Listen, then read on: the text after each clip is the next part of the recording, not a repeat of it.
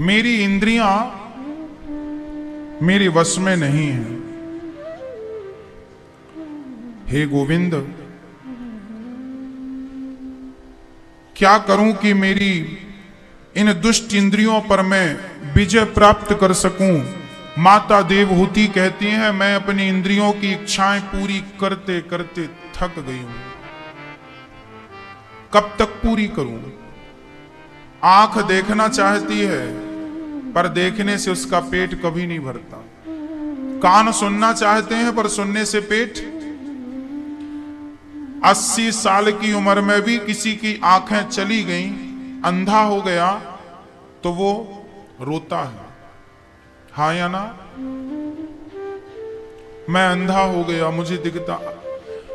अब क्या देखना है तुम्हें बुढ़ापे में? भगवान ना करें किसी की आंख चली जाए, भगवान ना करें किसी के कान चले जाएं, बहरा हो जाए ना। परंतु कभी भी तुम्हारी आंख चली जाए, अंधे हो जाओ, तो रोना मत। बिहारी जी को देख लिया, अब देखना शेष रहा क्या? अब शेष कुछ बचा हो तो देखें भी, कुछ बचा ही नहीं। सूरदास जी को जब आंखें मिली, सूरदास जी को भगवान श्री कृष्ण मिले, तो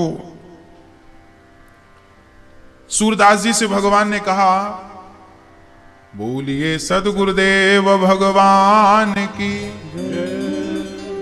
हमारे मध्य परम वंदनीय, परम पूजनीय हमारे गुरुदेव भगवान, जो कि वृंदावन धाम में बहुत सारे विद्यार्थियों को विद्या अध्ययन कराते हैं, श्रीमद् भागवत का सुंदर सा ज्ञान उनके हृदय तक पहुंचाते हैं। ऐसे गुरु भगवान हमारे मध्य आए हैं। गुरुदेव के श्री चरणों में दास अनिरुद्ध का कोटि कोटि नमन। गुरु जी बैठे। भक्तों,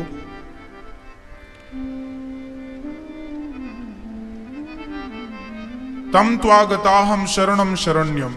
हे प्रभु, मैं आपकी शरण ग्रहण करती हूं, मेरा अज्ञान नष्ट कर दीजिए। माता देवहूति का प्रश्न क्या था? मैं अपनी इन दुष्ट इंद्रियों की पूर्ति करते करते ऊब गई हूं, और अभी इनसे पूछती हूं कि तुम्हारा पेट भरा? अच्छा, आप अपनी आंख से पूछें कि क्यों? तूने तो सब कुछ देखा है। हाँ, संसार का कोई कोना नहीं छोड़ा, सब कुछ तो देख लिया। क्या तेरा पेट भरा? नहीं।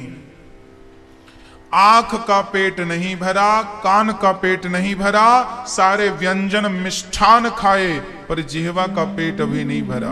पूरी जिंदगी इन्हीं की पूर्ति में धुंधकारी को 5 स्त्रियों ने मारा था। ये 5 इंद्रियां ही हमारी सबसे बड़ी दुश्मन है। 5 ज्ञानेंद्रियां प्लस 5 कर्मेंद्रियां। तो हम कर्मेंद्रियों की बात अभी ना करें, ओनली ज्ञान इंद्रिय की बात करें।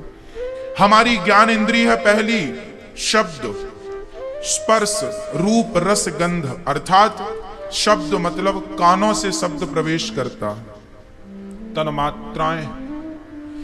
कान सुनना चाहता है। हम पूरी जिंदगी क्या चाहते हैं? अच्छा सुनना, लोग हमारी तारीफ करें। आपने बड़ा सा घर बनवाया, क्यों? ताकि लोग कहें कि साहब कितना बढ़िया घर है।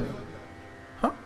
कान सुनना चाहते हैं, आंख चाहती है रूप को देखना, अच्छा अच्छा देखना चाहते हैं। ये वाली, आप जब घर बनवाते हैं पत्थर लेने जाते हैं, साहब ये वाला पत्थर नहीं, ये वाला लगाओ, ये बढ़िया दिख रहा है। किसे देखना है? देखना तो अंधा आदमी थोड़ी पत्थर सेलेक्ट करने जाएगा कि ये वाला पत्थर नहीं, ये वाला पत्थर लगाओ। अंधा आदमी कुल्लू मनाली छोड़ी जाएगा, अंधा आदमी कश्मीर छोड़ी जाएगा। कश्मीर कुल्लू मनाली का झंझट ही आंखों से पैदा होता है। पूरी जिंदगी आपको घुमाती हैं ये आंखें, पूरी जिंदगी घुमाते हैं ये कान, पूरी जिंदगी ये जिह्वा की पूर्ति करने में आप लगे हैं। आज ये बना के खाओ, कल ये बना के खाओ, सब तो खाया, पेट भरा? पहली इंद्री कान, दूसरी आंख, तीसरी जिह्वा, चौथी नासिका, ये परफ्यूम ये वाला डालो, वो वाला, पूरी जिंदगी सूंघते आए। सच्चाई ये है कितना भी परफ्यूम लगा लो, शरीर से निकलनी तो दुर्गंध ही है। इस सच्चाई से कब तक भागोगे? ये नाक की पूर्ति में लोग लगे हैं। और पांचवी तो सबसे खतरनाक है, जिसे हम त्वचा कहते हैं, चमड़ी कहते हैं। ये देखिए, पूरी जिंदगी इंसान, चाहे स्त्री हो चाहे पुरुष हो, पूरी जिंदगी इंसान इस त्वचा की पूर्ति करता है, चमड़ी की, जिसे हम कहते हैं वासना, काम वासना। ये वासनाएं पूरी करता है। पुरुष पूरी जिंदगी भोग भोगता है। पूछो क्यों? तेरा पेट भरा? क्या जवाब होगा? नहीं। इसका अर्थ क्या है? इन भोगों ने हमें ठग लिया, इन इंद्रियों ने हमें ठग लिया, इंद्रियों ने ठग लिया। बुढ़ापा आ गया, क्या करने आए थे, क्या करने लगे? एक राजा जंगल में रास्ता भटक गया। वहां एक लकड़हारा था, उसने राजा को रास्ता बताया। राजा को प्यास लगी तो पानी लकड़हारे ने पिलाया। राजा बड़े प्रसन्न भये। लकड़हारे से कहा, कल तो मेरे राज्य में आना, मेरे यहां आना, मैं तुम्हें कुछ दूंगा। लकड़हारा बोला ठीक है। राजा चले गए। दूसरे दिन लकड़हारे को लगा राजा तो राजा है, बहुत कुछ देंगे। लकड़हारा चला गया। लकड़हारा गया, राजा ने उसे बुलाया। राजा ने बड़ा सम्मान किया, किसने कल मेरी प्राणों की रक्षा की, नहीं होता तो मैं मर सकता था। तब राजा ने खुशी से उस लकड़हारे को एक जंगल, एक बगीचा जो चंदन का था, जहां हजारों पेड़ चंदन के थे, चंदन का एक बहुत बड़ा बगीचा उस लकड़हारे को दे दिया। तू लकड़ियां काटता था ना, अब चंदन के बगीचे में रह और यहीं से अब तू अपना जीवन पूरा कर। लकड़हारा चंदन के बगीचे में रहने लगा। पर वो लकड़हारा तो लकड़हारा था, अनपढ़ था। उस लकड़हारे ने क्या किया? चंदन की लकड़ियां जलाई और जलाने के बाद जो कोयला बचता तो कोयला बाजार में बेचता। 10 साल बाद जब राजा उस जंगल पर आए तो वहां लगभग चंदन के पेड़ खत्म हो चुके थे और वो लकड़हारा ज्यों का त्यों गरीब का गरीब। कोयला बेचने से कितना मिलेगा? राजा ने कहा, देख तूने कोयला बेच दिया, ये लकड़ी उठा। एक वहां चंदन की लकड़ी पड़ी थी, राजा ने दिया, बोले इसे बाजार में लेकर जा। आज वो लकड़हारा जब चंदन की लकड़ी बाजार में लेकर गया तो आज उसे इतने पैसे मिले कि आज तक उसको इतने पैसे नहीं मिले। अब वो समझा कि मैं जिसे जला जला कर कोयला करके बेचता था, वो लकड़ी चंदन की थी, उसकी कीमत बहुत थी। अब राजा के सामने वो लकड़हारा रोने लगा। भक्तों, सच्चाई यही है कि जैसे राजा ने लकड़हारे को एक बगीचे में भेज दिया, हम ही वो लकड़हारे हैं और परमात्मा ने हमें संसार के बगीचे में भेजा है। ये संसार चंदन का बगीचा है, हाँ, जहां भगवान के प्रेम की खुशबू है, जहां भक्ति की खुशबू है, जहां भगवत कथा की खुशबू है, जहां कीर्तन की खुशबू है। पर इस लकड़हारे ने क्या किया? अर्थात हम जब संसार के जंगल में आए तो हमने जंगल की लकड़ियों को, वहां बहुत सारे चंदन के पेड़ थे। चंदन के पेड़ का अर्थ यह था हमारी श्वासें ही चंदन है। हमारी श्वास रूपी चंदन के वृक्ष को हम जलाने लगे, जला जला कर कोयला बेचने लगे। अर्थ क्या है? हम अपनी कीमती श्वासें भोगों में खर्च कर रहे हैं, हम अपना कीमती वक्त विषयों में खर्च कर रहे हैं, हम अपना कीमती वक्त कागज के टुकड़ों में खर्च कर रहे हैं। जबकि मीरा कहती है, पायो जी मैंने राम रतन धन पायो। ये कागज के टुकड़े कितना साथ देंगे, किसका साथ देंगे? जब मैं मरूंगा तो इनकी कीमत आज 100 रुपए है तो मेरे मरने पर भी 100 रुपए ही रहेगी। पर आज मैं इसे हाथ पर ले भी पा रहा हूं, मृत्यु के बाद तो मैंने उठा भी नहीं पाऊंगा। ये तो ज्यों का त्यों रहेगा। बिगड़ेगा तो इसका नहीं, बिगड़ेगा तो मेरा। इसे तो बीच से कोई फाड़ भी दे तो इसी सीरियल का दूसरा नोट बन जाएगा, आरबीआई बना लेगी। तुम्हारा क्या होगा? हाँ, तुम्हारा क्या होगा? चंदन सी वो श्वासें गवा रहे हैं, कोयला बना रहे हैं, संसार की तरफ भाग रहे हैं, भोगों की तरफ भाग रहे, सारा कोयला बन गई। तभी राजा आए और उन्होंने कहा, देख एक लकड़ी उठा, बाजार में ले जा। जब कोई सच्चा गुरु आता है, भगवान ही गुरु के रूप में आते हैं और आपकी श्वासों को संसार से मोड़कर जब भगवान की तरफ आपकी श्वासों को लगाते हैं, तब पता चलता है कि मानव का तन किस लिए मिला था और तुम क्या कर रहे थे, क्या कर रहे थे, क्या कर रहे थे। आए थे हरि भजन को, औटन लगे कपास। भगवान की प्राप्ति ही मानव जीवन की सार्थकता है। मैंने वेद पढ़ लिए, मैंने ज्ञान हासिल कर लिया, चारों वेदों को रट लिया, सब कुछ पाने के बाद भी यदि मुझे भगवान की प्राप्ति नहीं भई तो सब कुछ पाकर भी मैंने क्या पाया? मैंने संसार की सारी दौलत पाली पर भगवान को नहीं पाया, तो सब कुछ पाकर भी क्या पाया? उद्धव क्या ज्ञान के कम थे जिन्हें प्रेम की पढ़ाई पढ़ने के लिए भगवान ने वृंदावन भेजा? भक्तों, सीधी सी बात आपको समझाऊं तो मां देवहूति यही कहती हैं कि मैं अपनी इंद्रियों से ऊब गई हूं। तब कपिल भगवान कहते हैं, तितिक्षवः कारुणिकाः सुहृदः सर्वदेहिनां अजात शत्रवः शांता साधवः साधु भूषणः।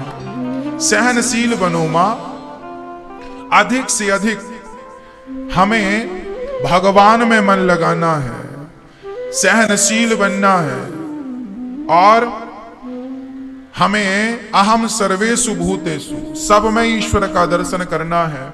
बहुत व्यर्थ का नहीं सोचना, बहुत व्यर्थ का नहीं देखना। सहनशील बनकर शांत भाव से, तितिक्षवा, हृदय में करुणा रख के, सबके प्रति समभाव रख के, सब में सर्वम खलविदम ब्रह्म का भाव रख के, और भगवान का चिंतन जहां हो वहीं से स्टार्ट कर दो। मां, संसार में आज तक किसी को विषयों से सुख मिला नहीं। जब इंसान मां के गर्भ में जाता है तो वहां बहुत कष्ट होता है।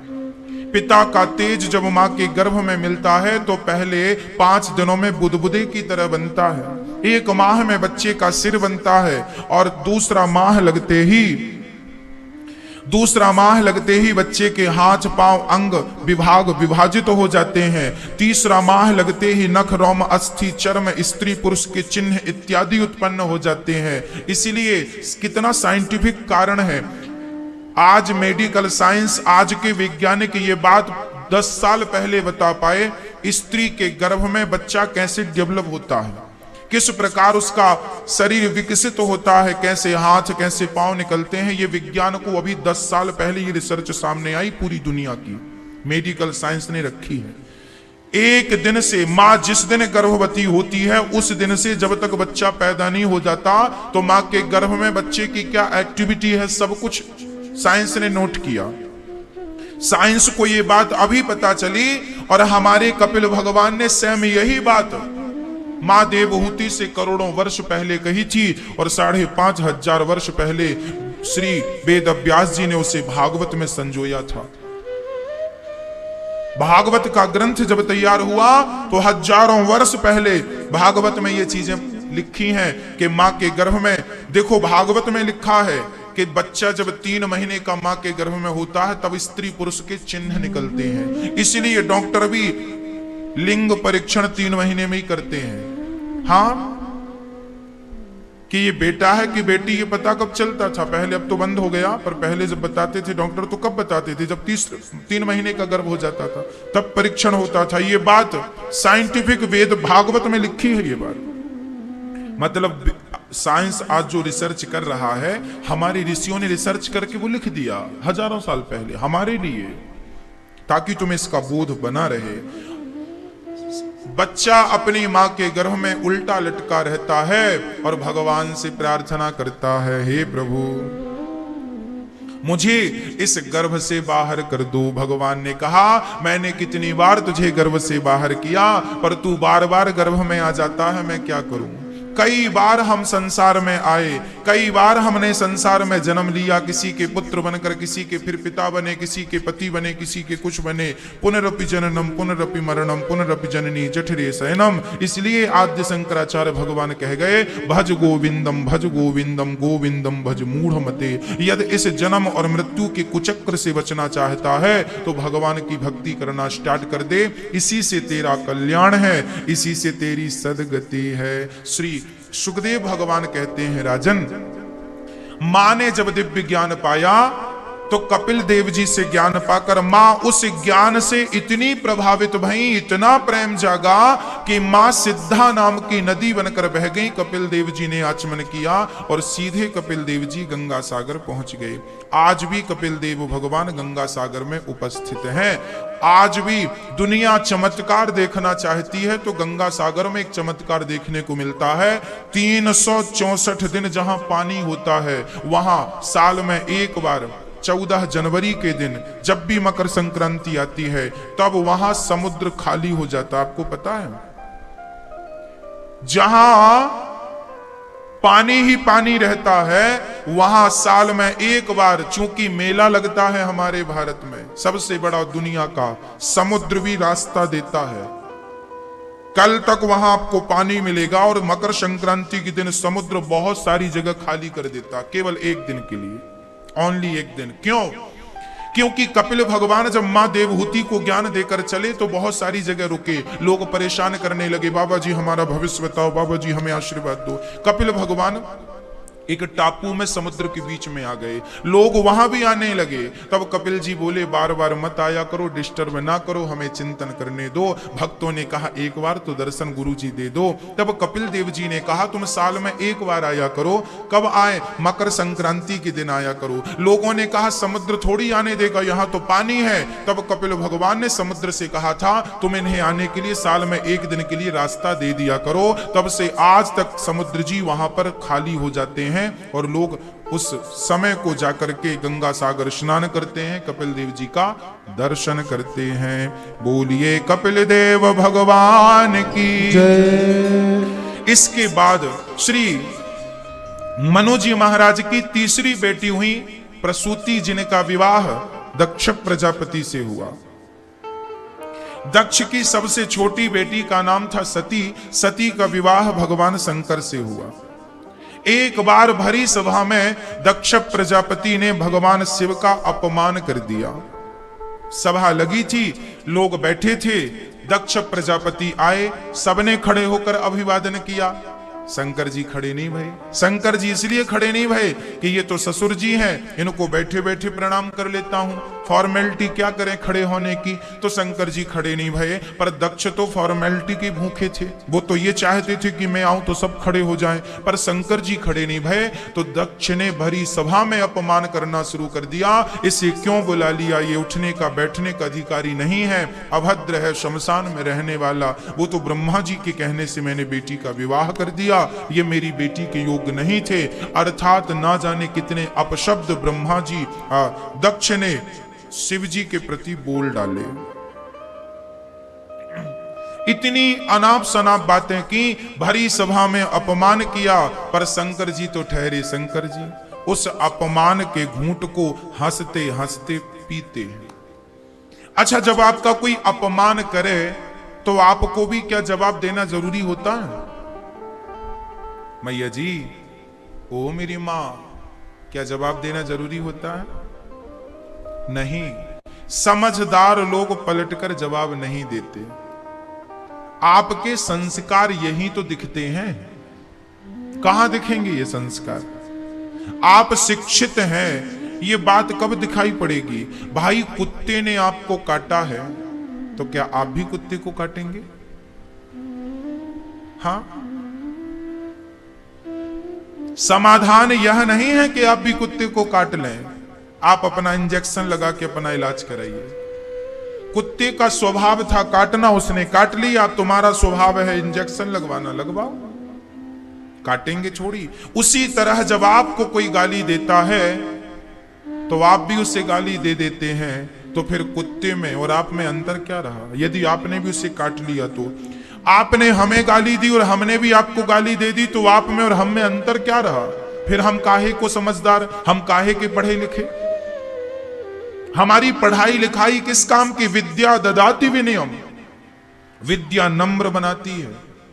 एक महात्मा जी स्नान करके लौट रहे थे, गंगा जी में एक बिच्छू बहती जा रही थी। संत जी ने उसे पकड़ा ताकि ये बहे ना, क्योंकि वो बार बार किनारे चढ़ने का प्रयास करती थी, पर रेत थी तो फिसल जाती थी। संत ने बिच्छू को उठाकर किनारे रखना चाहा, डंक मार दिया, फिर गिर गई। संत ने फिर पकड़ा, फिर डंक मारा, फिर गिर गई। संत ने फिर पकड़ा, फिर डंक मारा, फिर गिर गई।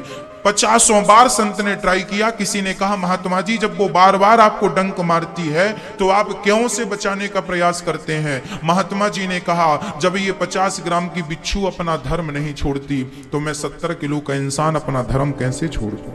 इसका काम ही डंक मारना है और मेरा काम इसे बचाना है। इसके जैसे मैं तो नहीं बन सकता ना। ये ऐसी है तो मैं भी वैसा बन जाऊं, ये मुझे डंक मार रही है तो मैं भी इस पे पत्थर पटक दूं क्या? ना, दुष्ट अपनी दुष्टता नहीं छोड़ता तो सज्जन को भी अपनी सज्जनता नहीं छोड़नी चाहिए। हाँ, इसलिए कोई आपको गाली दे तो उसका समाधान गाली नहीं है। आप प्रसन्न चित्त से उसकी गाली सुन लीजिए, जरूरत पड़े तो शांत चित्त से आप जवाब दीजिए। हम तो कहते हैं जब सामने वाला गुस्से में है, गालियां बक रहा है, आपका चुप रहना ही समझदारी है। कोई जवाब मत दीजिए, कोई बात नहीं, आप चुप रहकर बड़े बन रहे हैं, आप जवाब देंगे तो छोटे हो जाएंगे। दक्ष ने गालियां दी, शंकर जी भी दे देते। भगवान श्री कृष्ण ने शिशुपाल की कितनी गालियां सहन की? मैया जी बताओ।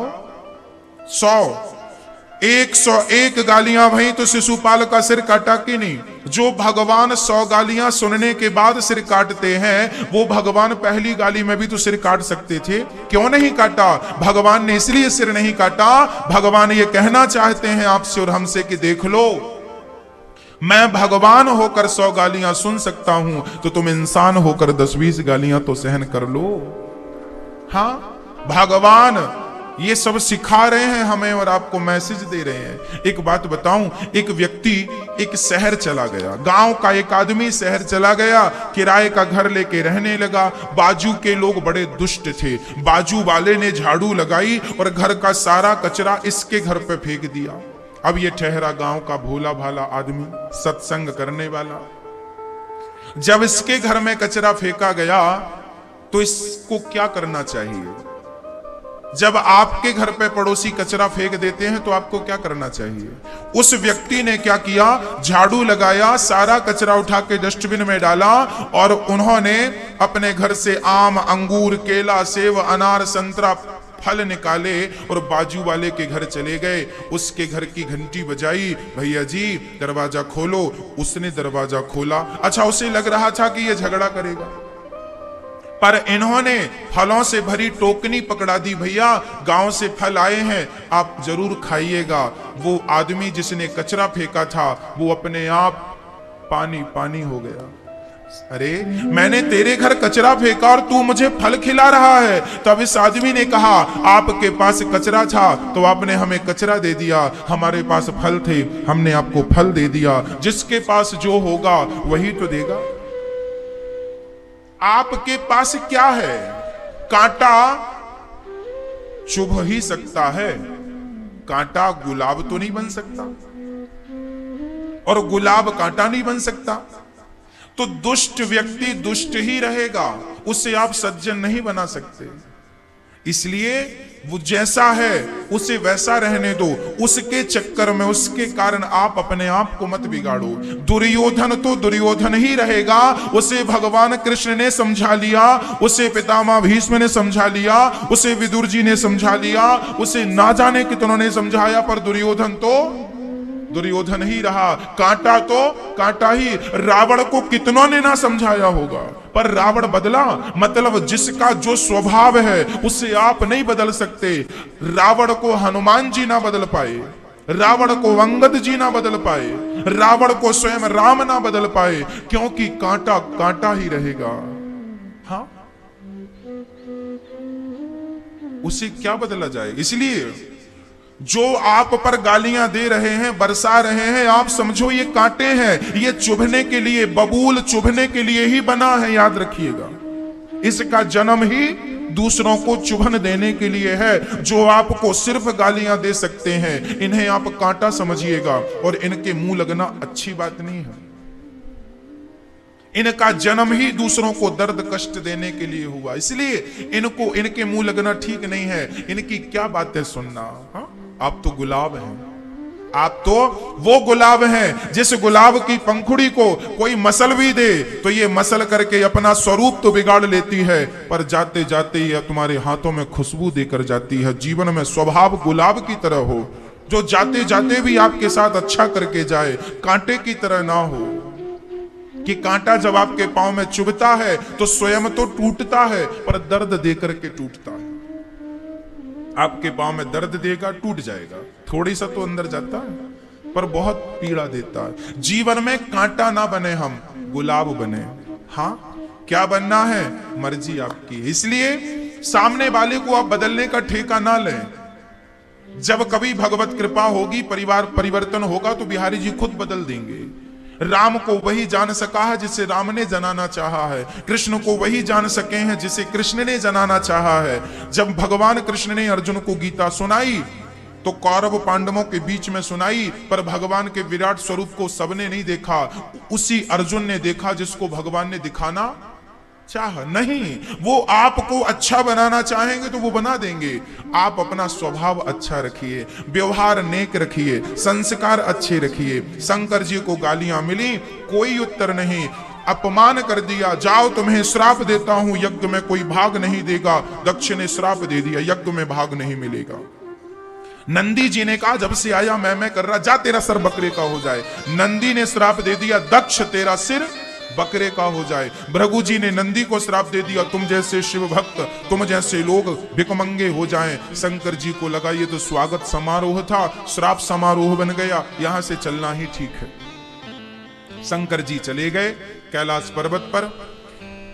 एक दिन शंकर जी अपनी पत्नी को लेकर के, सती को लेकर के एक बार शंकर जी गए। एक बार त्रेता युग माही, शंभु गए कुंभज ऋषि पाही। ये चर्चा पहले की है। वहां कथा सुनी शंकर जी ने, शंकर जी और सती ने कथा सुनी। शंकर जी राम की कथा सुन रहे थे, राम पर विश्वास था शंकर जी को, पर सती को थोड़ा संदेह था, ये कैसे भगवान है। राम जी सीता को ढूंढ रहे थे, मेरी सीता कहाँ है। शंकर जी ने प्रणाम किया, जय जय जय सच्चिदानंद जगदीशा। शंकर जी ने प्रणाम किया, आपकी जय हो, आप तो बड़ा अच्छा अभिनय कर रहे हैं। सती ने कहा इसे प्रणाम क्यों कर रहे हैं। शंकर जी ने कहा इनकी अभी अभी आपने कथा सुनी है, यही वो भगवान है। सती ने कहा ये भगवान नहीं हो सकते, भगवान होते तो इनकी पत्नी कहाँ है इन्हें पता चल जाता। नहीं मानी सती, परीक्षा लेने चली गई और सीता बन करके खड़ी हो गई, लो राम में आ गई। राम ने कहा जंगल में अकेली डोल रही हो माँ, शंकर जी कहाँ है। माता सती के तो पसीने निकल गए, ये तो पहचान गए। अब सती छिप छिपा कर भागी वहां से। अच्छा, सती मां ने कहा राम आपने हमें पहचाना कैसे, हम तो सीता बनकर खड़ी हैं। राम ने कहा मां, प्लास्टिक सर्जरी करा करके स्वरूप तो बदला जा सकता है, पर स्वभाव नहीं बदला जा सकता। हमारी सीता वो सीता है जो सदा राम के पीछे खड़ी होती है। आप तो आगे खड़ी हैं, आगे तो मेरी मां ही खड़ी हो सकती है और आप तो मेरी मां है। सती जी चली गई। इस वाक्या से शंकर जी ने माता सती का त्याग कर दिया, क्योंकि शंकर जी ने राम को पिता मानते थे और शंकर जी सीता को अपनी मां मानते थे। आज सती पत्नी क्या बन के खड़ी हो गई। शंकर जी जिसे मां मानते थे सीता को, आज खुद की पत्नी सीता बन गई कि नहीं। तो अब वो शंकर जी के लिए क्या हो गई, अब मां हो गई। अब जब मां हो गई तो शंकर जी उन्हें पत्नी के रूप में स्वीकार कैसे करें। शंकर जी ने त्याग दिया माता सती को, और उसी दौरान शंकर जी का दक्ष के यज्ञ में जाना हुआ और दक्ष ने अपमान कर दिया। दक्ष ने कनखल में यज्ञ किया, सबको निमंत्रण दिया, पर भरी सभा में शंकर जी का अपमान करके वो जल रहा था और अपमान करना चाह रहा था। शंकर जी को नहीं बुलाया। शंकर जी कोई बात नहीं, गए भी नहीं। पर माता सती ने कहा, प्रजापतस्ते श्वशुरस्य सांप्रदम निर्यापितो यज्ञ महोत्सवः किल। हे प्राणनाथ, माता सती ने कहा, आपके प्रजापतस्ते, आपके ससुर जी, श्वशुरस्य सांप्रतम, अर्थात आपके ससुर जी यज्ञ कर रहे हैं, आप चलेंगे नहीं। शंकर जी बोले, निमंत्रण नहीं आया तो जाने का फायदा क्या? निमंत्रण आता जरूर चलते, कोई बात नहीं, चलेंगे हम। निमंत्रण आए, सती बोली, आया होगा निमंत्रण, हम लोग रहे ना होंगे कैलाश में। शंकर जी ने लाख समझाया, वहां जाने से कल्याण नहीं है जहां हमारा सम्मान ना हो। आवत ही हर्षे नहीं नैनन नहीं स्नेह, और तुलसी तहां न जाइए कंचन बरसे मेघ। बादल भी सोना बरस रहे हो तो वहां मत जाइए जहां आपको बुलाया ना गया हो, जहां आपका सम्मान ना हो वहां मत जाइए। इसलिए शंकर जी वहां नहीं गए। और माता सती बोली, पिता के घर तो बिना बुलाए जा सकते हैं। शंकर जी बोले, सम्मान से बुलाएं, चलो प्रेम भी हो तो चले जाएं, पर पिता के भीतर प्रेम ही ना हो बेटा और दामाद के लिए तो जाने से क्या फायदा। लाख मना किया शंकर जी ने, पर सती नहीं मानी और सती उस यज्ञ में गई। उस यज्ञ में सबका हिस्सा तो था, शंकर जी का कोई हिस्सा नहीं था। माता सती को बड़ा बुरा लगा कि जो प्रभु मुझे दाक्षायणी कहकर बुलाते थे, अब मैं उन्हें क्या मुंह दिखाऊंगी कि मेरे पिता ने मेरे पति का अपमान किया है। पतिव्रता नारी अपना अपमान सहन कर सकती है, पर अपने पति का अपमान सहन नहीं कर सकती।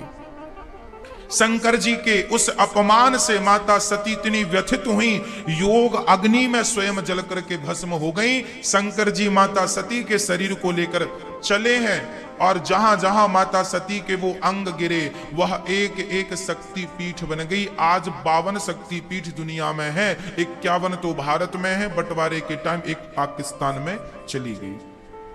ये शक्ति पीठ है। उसके बाद वीरभद्र को भगवान ने भेजा, दक्ष के यज्ञ को स्वाहा कर दिया। और बाद में संत समाज ने, गुरुजनों ने शंकर जी की बड़ी स्तुति की कि हे प्रभु, यजमान को जिंदा करो तो यज्ञ हो, नहीं तो बड़ा विघ्न आ जाएगा। तब शंकर जी ने बकरी का सिर लगाकर दक्ष को जीवित किया। दक्ष के सिर पर बकरी का ही सिर क्यों लगा? गधे का क्यों नहीं लगा? शेर का क्यों नहीं लगा? हाथी का क्यों नहीं लगा? बकरे का ही क्यों लगा? क्योंकि दक्ष मरने के पहले क्या कह रहे थे? मेरा सम्मान नहीं किया, मैं, अर्थात अहंकार। और बकरा भी जन्म लेता है तो मैं से शुरुआत होती है और मरते दम तक क्या बोलता है? मैं, अर्थात जो अहंकारी है, जो अहंकार करते हैं, भगवान इन्हें बकरा ही बनाते हैं। इसलिए अहंकारी ना बने। जीवन अहंकार से नहीं, प्रेम से भरा हुआ होना चाहिए। अहंकारी किसी के काम नहीं आता, प्रेमी सबके काम आते हैं। अहंकारी है समुद्र तो खारा है, प्रेमी है तालाब तो मीठा है। हाँ? इसलिए प्रेम कीजिए, अहंकार मत कीजिए। दक्ष ने आज बकरी का सिर पाया, भगवान की स्तुति की, भगवान ने क्षमा किया। वही सती हिमालय की बेटी बनी और शिव पार्वती का विवाह संपन्न हुआ। बोलिए शंकर भगवान की जय। भगवान शिव और भगवान नारायण, राम कृष्ण, संत कहते हैं, शास्त्र कहते हैं, हरि हर योरना भेदः, अर्थात शंकर जी में हरि और हर में कोई भेद नहीं है। जो लोग ये मानते हैं शंकर जी और राम जी, अब हम राम के पुजारी हैं तो शंकर जी के मंदिर जाएं कि नहीं? कृष्ण के हम उपासक हैं तो शंकर जी के मंदिर जाएं कि नहीं? अरे शंकर जी भी राम के उपासक हैं। सदा वसंतम हृदयारविंदे भवम भवानी सहितम नमामि। शंकर जी दिन रात भगवान राम का ही तो चिंतन करते हैं। और याद रखना, भक्त भगवान का चिंतन करते करते करते करते भक्त ही भगवान हो जाता है। हाँ, तो शंकर जी तो उच्च कोटि के हैं, शंकर जी तो शंकर जी हैं। तो राम में और शिव में भेद ना किया जाए। शिव ही राम है, राम ही शिव है। अनेक रूप रूपाय विष्णवे, प्रभु विष्णवे। भगवान के अनेक रूप हैं, हरि सर्वत्र है। तुम में राम, मुझ में राम, हरि व्यापक सर्वत्र समाना, सीए राम मैं। तुलसीदास जी तो कहते हैं कि सब भगवान है। यदि सब भगवान है तो क्या शंकर जी अछूते हैं? शंकर जी भी तो फिर वही है। तो हरि हरियोर्ना भेदा। शंकर जी, ब्रह्मा जी और विष्णु जी, ब्रह्मा विष्णु महेश, ये तीनों एक ही तत्व हैं। इन्हें दो समझने की कोई भी गलती ना करे। वही नारायण है, वही ब्रह्मा है, वही शिव है। एक ही तीन रूपों में विभक्त हो गए, तीन काम के लिए। मनु जी महाराज के एक आखिरी बेटा, तीन बेटियों की चर्चा सुनाई। मनु जी के दो बेटे भी हो गए, प्रियव्रत और उत्तानपाद। उत्तानपाद नाम के जो थे, उनके दो पत्नियां थी। दो पत्नियां थी। सबसे बड़ी पत्नी सुनीति, उत्तानपाद की दो पत्नियां थी, सुनीति और सुरुचि। सुनीति के पुत्र हुए हैं ध्रुव और सुरुचि के पुत्र हुए हैं उत्तम। ध्रुव जी बहुत छोटी सी अवस्था में, बहुत छोटी सी उम्र में ध्रुव जी भगवान का भजन करने लगे। भगवान का भजन बुढ़ापे में ना हो, बुढ़ापे का इंतजार ना हो कि बुढ़ापा आएगा तब से भजन करेंगे। भगवान के भजन की शुरुआत लड़कपन से करनी चाहिए, जवानी से करनी चाहिए। भगवान का भजन बुढ़ापे के लिए मत बैठे रहना, बुढ़ापा आएगा तो भजन करेंगे ना। लड़कपन से भक्ति शुरू कर दो। लड़कपन से भक्ति करोगे तो जवानी और बुढ़ापे तक भक्ति पकेगी, और बुढ़ापे में ही आंख खुली तो फिर पकने का समय कहां है? हाँ, इसलिए जवानी बहुत अच्छी है भक्ति के लिए। आप अपने बच्चों को ये कहें कि बेटा कमाओ, बहुत खूब नाम कमाओ, खूब पैसा कमाओ, पर भगवान से जुड़े रहो, बिहारी जी से जुड़े रहो। और नहीं तो जो भगवान की भक्ति नहीं करते, जो भगवान से नहीं जुड़ते, केवल भागते हैं, हाय हाय करते हैं, जो भगवान को जाने बिना, पहचाने बिना बूढ़े हो गए। अच्छा, आप लोगों की उम्र कितनी है? भैया जी आपकी उम्र कितनी है? आपकी उम्र कितनी है? आपकी कितनी? 50, 50। मैया जी आपकी कितनी है? 60। आपकी कितनी है मैया? 45। किसी की 50 है, किसी की 55 है, किसी की 70 है, किसी की 20 है, किसी की 25 है। एक महात्मा जी, अभी थोड़ी देर बाद आप बताना कि आपकी उम्र कितनी, अभी आप खुद बताओगे। एक महात्मा जी एक घर में भिक्षा लेने गए तो वहां से एक लड़की निकल के आई, शादीशुदा थी, मांग भरी थी, सिंदूर लगा था, मंगलसूत्र था, अभी नया विवाह था, साल भर का हुआ होगा विवाह। महात्मा जी आए, वो बहू निकल कर आई। महात्मा जी से कहा, बाबा जी भाग जाओ, यहां कुछ मिलने वाला नहीं है। महात्मा जी ने कहा, बड़ी भूख लगी है, 2 रोटी ही लाकर दे दे, मत भगा। उसने कहा, अच्छा बैठो मैं रोटी लाती हूं। रोटी लाकर दिया, खीर बनाई थी तो खीर भी लाकर दी। महात्मा जी ने कहा, बेटी ये बता तेरे घर में कौन कौन है? अब महात्मा जी खाने लगे तो फिर चर्चा भी हुई, तेरे घर कौन कौन है? उस बहू ने कहा, महाराज जी मेरे घर में तो मात्र 4 लोग हैं, मैं, मेरे पति, मेरी सास, मेरे ससुर। 4 लोगों का परिवार है तो तुझे तो काम बहुत करना पड़ता होगा। ना ना, कोई काम ज्यादा नहीं है। उस बहू ने कहा हमारे सास ससुर अभी छोटे हैं। छोटे हैं मतलब? बोले हमारा पति अभी 1 साल का है, हमारी सास 1 महीने की है और हमारा ससुर अभी पैदा ही नहीं हुआ। महात्मा जी ने रोटी नीचे रख दी। राम राम, ये भूतनी का घर तो नहीं है? क्या कह रही है? तेरा पति 1 साल का, तेरी सास 1 महीने की, तेरा ससुर पैदा नहीं हुआ? ना, मेरा ससुर अभी पैदा ही नहीं हुआ। अरे ये क्या बात है?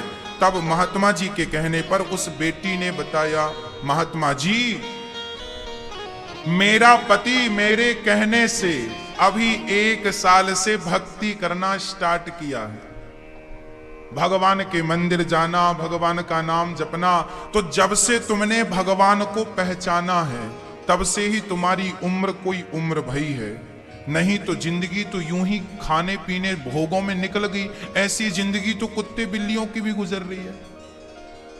हाँ, मेरी सास अभी 1 महीने से भगवान को जानने पहचानने लगी, सत्संग सुनने लगी, तो अभी उसकी उम्र 1 और मेरा ससुर तो अभी भी बुढ़ापे में जुआ खेलने जाता है। राम नाम से कोई मतलब नहीं, पैदा ही नहीं हुआ, बिना पैदा हुआ मर जाएगा। अब आप बताओ आपकी उम्र कितनी है? जितनी उम्र जब से आपने अपने आप को भगवान से जोड़ा है तब से ही, जितना समय मैं 24 घंटे में 5 मिनट भगवान का ध्यान करता हूं और बाकी के समय में संसार की बकवास करता हूं, व्यर्थ की बातें करता हूं, तो वो समय जो व्यर्थ में चला गया उस समय की कोई गिनती नहीं होती, वो तो वेस्ट चला गया, वेस्ट। जो समय आपने दान करने में खर्च किया है, जो समय आपने कथा सुनने में खर्च किया है, जो समय कीर्तन में खर्च किया है, लोगों की भलाई में खर्च किया है, वही आपकी उम्र है। अब आप बताओ टोटल कितनी उम्र होनी चाहिए आपकी?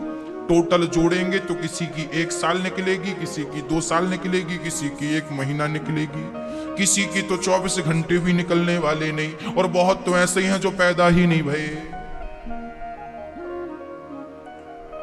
ना राम नाम लीन हो,